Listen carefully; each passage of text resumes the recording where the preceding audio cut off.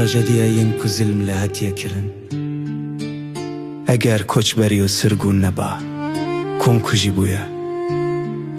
Yekî bigire, yê din bihe. Birê û koçberiyê re nase. Ji ku derê heta ku derê gihîşt. Ji nû ve koçkirina ji yekî re dijwariyek dine. Jiyana têçûyî û zilmê çeker. Niha xuya bûye re li ber bêsucan. Meyla ku ji yekî dirêjiyê din dibe. Bi têgihîştinê re jiyana hundirî. Mîna agirê şewitî. Ji bo jiyanê bi mîna abîdeyek hatiye bilind kirin. An tehemûl dikî, an jî diçî. Dile maye. Mey serpê hatiye kedine. Trajediya milyonan û drama wan ji cihê xwe vebûn çûnane diyarî. Dîsa rê xuya bûye me re, botan jî me şadirêj. Derbazkirina sinorên hatiye xeskirin.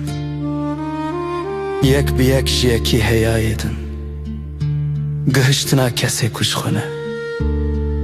Demayê bêqîmet û bîranîn winda dibe. Dikeve kervana bêkesan. Jiyaneke giran û bixem. Bê ziman û li nav yên ku ne ay dîwan deman. Can û hewar gihiştina tiştê ku divêne xweyî be. Nexşeya rêya bêş. Bi mirina birçî û tîrê mil bi mil. Di bêdengiya şevê de rewîtî. Bê hesab û tenê. Gava ku em sinoran derbas dikin. Digihîjin sinorekî nû. Girtîman li tiştê ku tune ye. Gihiştina kesê ku li benda xwe ye. Bêyî ku bizane çi ye.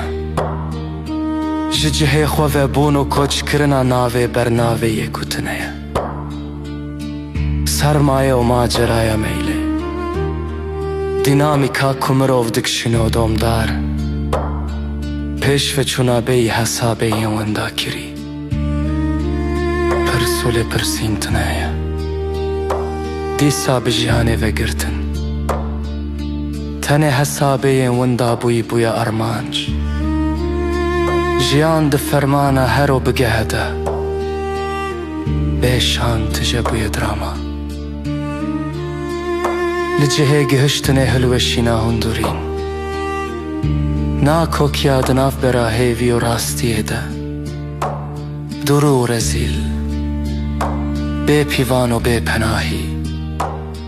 Tê digot ka tamê tune ye jî. Mîna lehya ku tê. Trajediya tîpîk ayên digerin. Rev û gihiştin. Ya ku ne aîdî xwe ye.